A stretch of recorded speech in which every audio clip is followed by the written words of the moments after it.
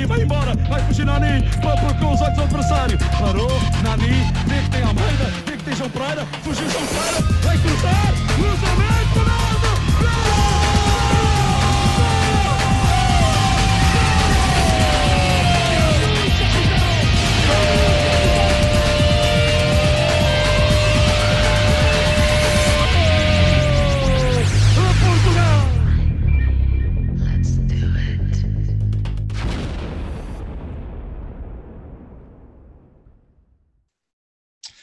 Welcome to the second edition of the PortuGOAL Portuguese Football Reporters Show, brought to you by the team at www.portugal.net. Thanks a lot for all the great feedback you gave us after the first show. I'm glad you enjoyed it. Hopefully this is something which will grow and become a very big part of the site. This time round, we're going to focus on one match, but not just any match. The Lisbon Derby is probably one of the most keenly awaited for fixtures in the Portuguese football calendar. Yesterday was no different. Cracking crowd, a cracking atmosphere at the Alvalade, and that's what we're going to be talking about today. We've got a panel of 4 people assembled, all from the good site www.portugal.net, and he may live physically in London town, but his soul is 100% Camões. Hi there, Ben. How are you doing? I'm good, mate. How are you? Yep, okay, can't complain. And from Toronto, or as I learned after watching the film Argo this weekend, Toronto, I've got to speak to a couple of guests. First of all, Victor Ferreira. Hey, Victor, is that the right way to say Toronto? Yep, you got it right, Tom, as always. You're too kind. Also in Toronto, or Toronto, is Orlando Machado, who maybe you won't quite recognize him. Hi there, Orlando. How are you doing? Hey, folks. I'm here. I'm just incognito because we have some creepers on the site that are checking out my body. Okay. Less said about that, the better. So, let's get down to business. It was a cracking match last night. Benfica ended up 3-1 winners. I think they deserved it. But you know, Sporting, especially in the first half, gave a very good account of themselves. Ben, I want to ask you something precisely on that point. How would you explain the difference in quality of Sporting from the first half compared to the second half? I think, to be honest with you, they were knackered in the second half. I think they came out of the blocks really, really fast. First 45 minutes, I said it on Twitter, it was the best Sporting we'd seen for the first 45 minutes of the season. Then I think they hit a wall physically, tactically, mentally maybe, I don't know, but they definitely hit a wall. There's a great Sporting blog that if any of the viewers read Portuguese, I definitely recommend reading, by Norte de Alvalade, and Jose Duarte, the guy that was writing it, said exactly that. They just, you know, he saw the way they came out in the first half and was basically waiting for them to get tired, and it happened, and you know, they didn't take their chances, and Benfica, you know, they couldn't play as badly after half-time as they did before half-time. So I think that combination of factors did for Sporting in the end, although some shoots of hope, as I think we'll talk about later. Yeah, and do you think, taking into account that they really did seem to, like you say, run out of steam straight after half-time, do you think the fact that they played on the Friday and all the controversy that led to about whether the match should have been put back 24 hours or not, do you think then that was a big factor? I don't know. Look, these are professional athletes. Like they should have it in them physically to play 2 blocks of 90 minutes over the space of 72 hours. But I think all the pressure going into the derby as well. I mean, obviously, Sporting have been absolutely useless this season, but the derby is still quite draining on the players. You know, the whole build-up. Sport TV's preview started like 6 hours before kickoff and all this. So I think there was a lot of factors weighing on them mentally. And yeah, I don't think the postponement of the game against Videoton helped. Obviously, actually the pitch wasn't as bad as I thought it might be, but it still wasn't great. And I think, you know, the physical and the mental combined together, definitely made it difficult for Sporting. Yeah. Orlando, I think I'm going to ask you exactly the same question, but just switch it round. Sporting, obviously very good in the first half, very disappointing in the second half. Benfica, you could say quite the opposite. Is that the way you saw it? Orlando, you've muted yourself as well. Go for it. I thought Sporting did a phenomenal job, and all credit to them. They pressed Benfica hard in the first half. Contrary to what Ben was saying, I think there was only 4 players playing on Friday. If anything, some of those 4 were actually the best players throughout the game. So I don't think the tiredness came into it, and it wasn't an excuse for the other 7 players. But I think the Benfica players looked sluggish as well to start the game, and Sporting was winning every ball. In the second half, I feel the pressure that Sporting was putting on in the first half, they got gassed, and Benfica turned it on. I think full credit has to go with JJ. I'm always on his case, but he's known to train his players hard, so they last the full 90 minutes, and I think that was the key in yesterday's game. Yeah, they certainly did look a lot fresher, and also we have to bear in mind that Benfica, although they did have more time to recover, they also had a very exhausting game last week in midweek against Barcelona, where Jorge Jesus had precisely talked about the fact that they had pressed so hard that they were absolutely exhausted at the end of that game. So, from my point of view, I think I agree with both of you. Tiredness not perhaps such a big factor as it should have been in this game. Victor, one sadly recurring factor in relation to this derby was the fact that both sides started with just one Portuguese player. So just 2 Portuguese players from the initial 22 on the pitch. Having said that, one of them certainly shined very brightly. How good, in your opinion, is Andre Gomes? He's a monster, to say the least. He had Pjanic in his glove the entire match, and Ronaldo. He outmuscled them in the midfield. He didn't give them any wiggle room whatsoever. This man is a monster in the midfield.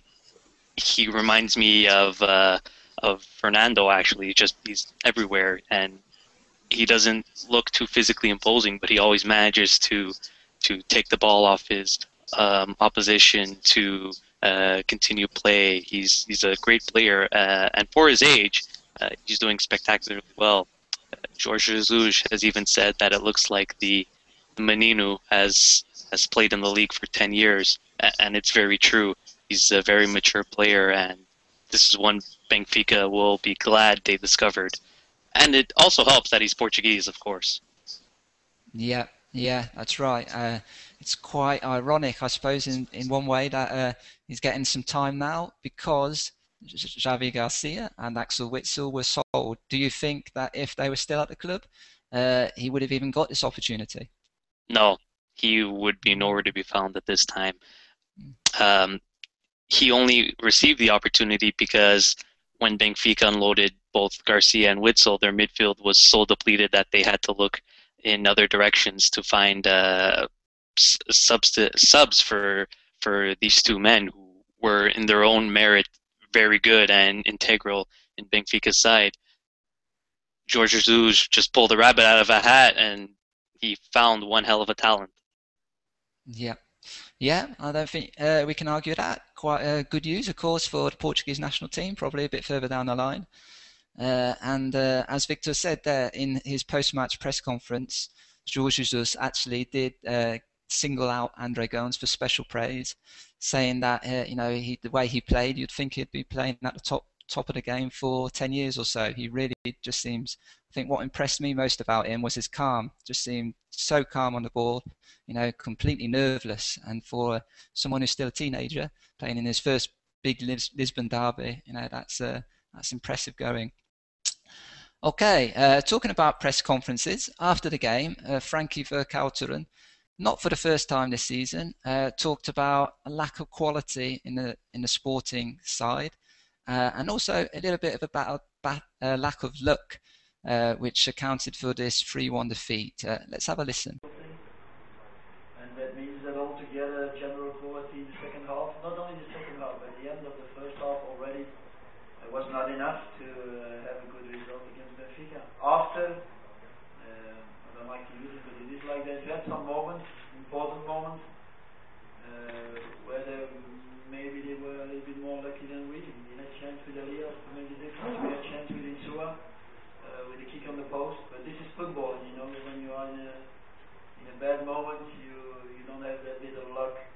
So Ben, we heard Frankie Verkouteren there talking about a distinct lack of quality in the Sporting squad. Although there were plenty of positives for Sporting from yesterday's games, some players again left a lot to be desired. Should Sporting bring in some new players in a January transfer window? Which players do you think should be a little nervous and whose places may be at risk?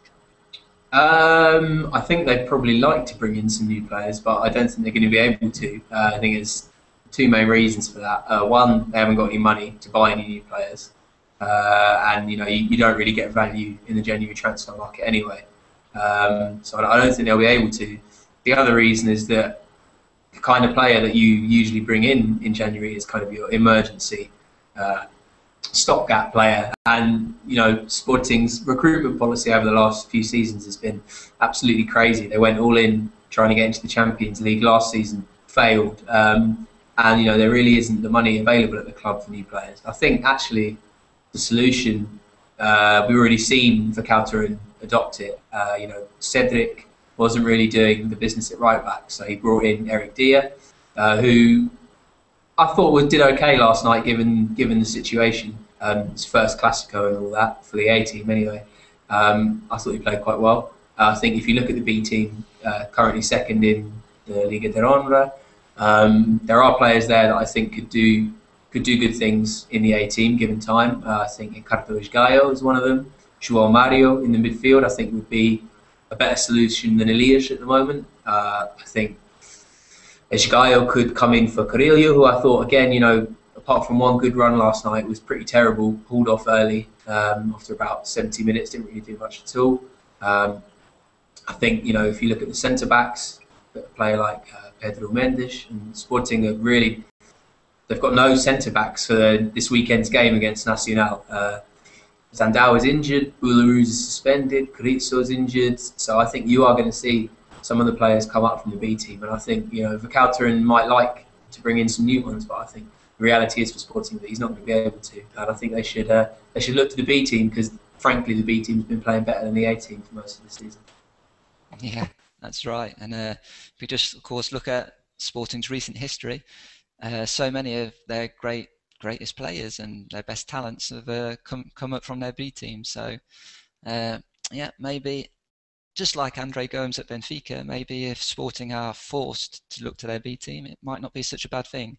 Orlando, Oscar Cardozo, he was key again to the Benfica win. I know you're a big fan of his. Do you think last night's performance by him shows that Jorge Jesus perhaps made a mistake in benching him for some of Benfica's biggest games in the Champions League? Personally, I think Cardozo is one of the best strikers in the world, and his record in games started proves that. Sure, he isn't the fastest or the flashiest, but if you get the ball to him in the 6-yard box or in the bigger box, 6 out of 10 times he scores. Sure, Lima and Rodrigo have their greatness in other areas, and they are needed alongside of Cardozo. But no one scores more important goals in important matches than Cardozo. And for example, Benfica is 100% in the Champions League with Cardozo in the squad this year.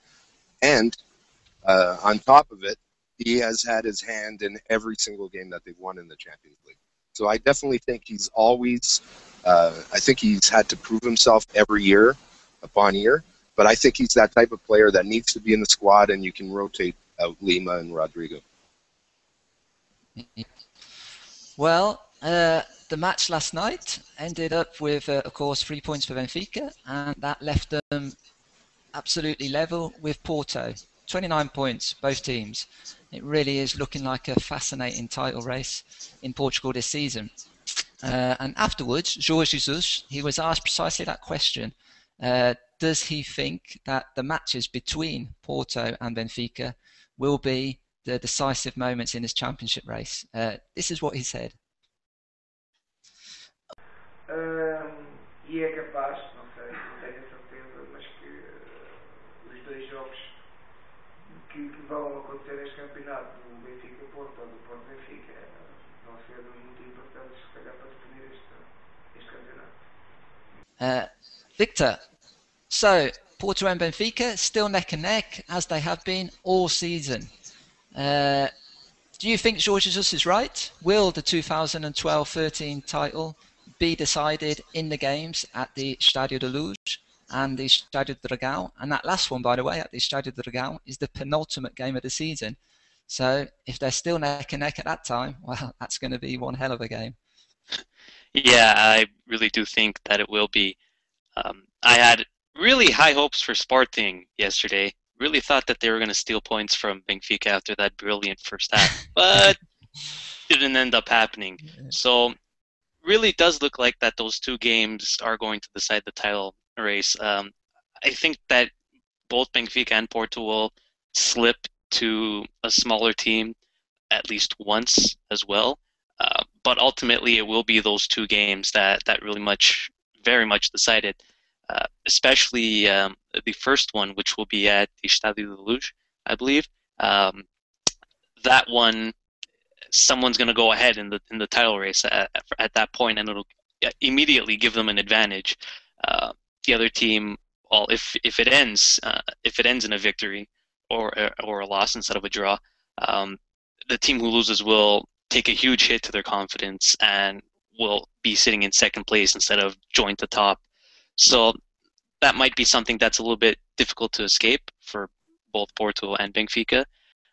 But yeah, it will be one of both games, both of those classicals coming up.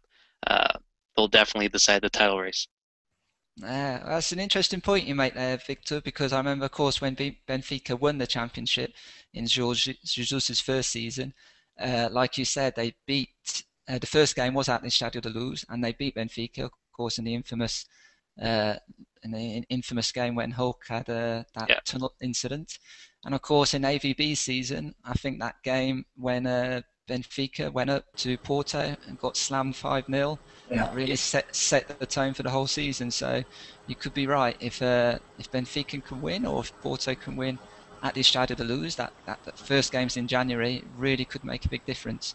Both games, really, yeah. Neither team recovered from both games that you gave an example example of. Porto in that Classical where I think it was 1-0, Saviola scoring, the one that involved the infamous Hulk tunnel. They took a while to recover from that one. Same with Benfica after that 5-0 result. They didn't recover for a few weeks. So it will be whoever, if someone's able to come on top of that first Classico, they'll immediately have the advantage. Okay. Well, let's just have just dwell for a little bit longer on this title race then. Another factor which might come into play, Ben, is European play. Now, we can look at this in two ways. Of course, Porto still in the Champions League, obviously high level of teams they're going to play against. But conversely, perhaps they won't be in it for too much longer. Benfica in the Europa League, where in theory they should get slightly easier opponents. So in one way you can say perhaps it won't tire them out so much, but in another, from another point of view, maybe if they go far, instead of playing 2 matches or 4 matches, maybe they'll play 6 or 8 or more.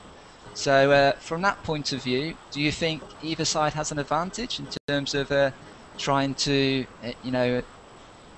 keep up their Liga form as well as putting in a good performance in Europe? I think it's interesting, actually. I think a lot will depend on which team has the key injuries down the stretch. I mean, if you look at how the season's gone so far, Porto, for example, have missed Fernando for large chunks of the season. They're without Maicon at the moment. Lucho's been injured. Moutinho's picked up a couple of knocks. Benfica also at the moment, they were missing Luizão from the derby. In the game in Barcelona, they were missing Enzo Perez, Luizão, Salvio. So I think a lot will depend on which team avoids those key injuries, basically. I think a lot of it will come down to fitness. I think both coaches have had difficult relationships with rotating players sometimes. I think a lot of Benfica fans still feel they could have, I think the Europa League quarter-final they lost to Liverpool a few seasons back, a lot of fans still think that had the team selection been different, they could have gone on and won that competition. I think with Porto, Vitor Pereira has shown a little bit more of a willingness to rotate this season. But if you look at both teams, both the first starting 11s are so strong that I think there's a real reluctance to mess with the formula too much from either coach, which leads to injuries. So I think a lot of it will depend on who can keep themselves fit. And like Orlando said earlier, you know, Jorge Jesus is notorious for really killing his players in training. Vitor Pereira not so much. So I think we'll know either way by sort of mid-February. If anyone's picked up some key injuries, I think that could be really decisive. Okay, well, as we've dwelt on the title so much, I think we have to finish this podcast by asking our Benfica supporter and our FC Porto supporter to look into their crystal balls and answer this simple question. Orlando, are Benfica going to win a title? That's actually a tough one. It depends, like Ben was saying, about fitness. The problem with overtraining and overplaying and not rotating properly, which JJ hasn't been known for, is that at the end of the season, like last season, they could run out of gas. The beauty this year is that we have enough people on the bench to walk in straight away and replace. Like yesterday's move, bringing in Gaetan, who usually plays well in big games, was such a brilliant move. And actually, I was thinking about it while I was watching the game, and then he did it, and I was like, wow, JJ. So I personally think that with the proper rotation, that Benfica has more depth in players than Porto does.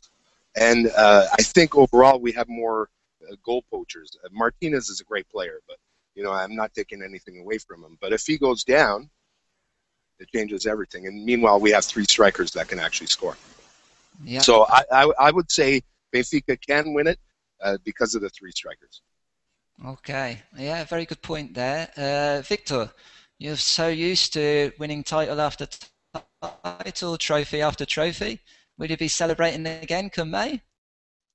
Well, first I'd like to say that I do agree with most of Orlando's points. Porto has almost no depth.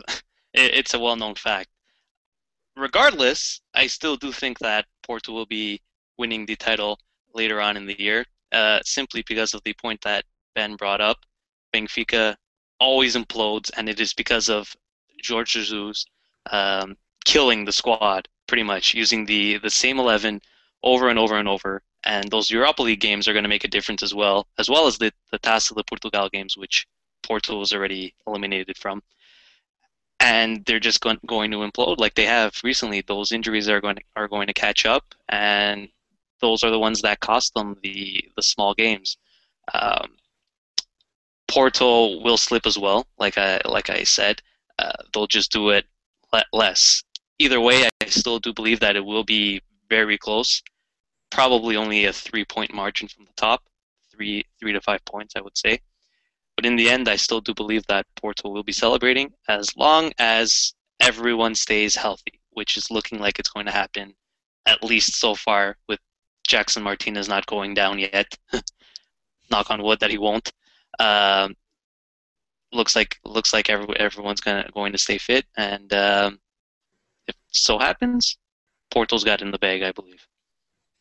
Okay, well, that's down on record now, Victor. So I'll ask you for explanations come May if it doesn't come true. Well, everyone was saying that I was a little too hard on Porto in the last VOD, so I upped my positivity a bit in this one. Okay, well, unfortunately, time has beaten us again. To keep track of what's going to be a fascinating title battle, I think, right to May, as we've been discussing. Don't forget to visit the site, www.portugal.net. Also, you can subscribe to the YouTube channel that you're watching this on. And, you know, we'll be discussing this, no doubt, many times between now and the end of the season. Thanks for watching, thanks for listening, and até logo.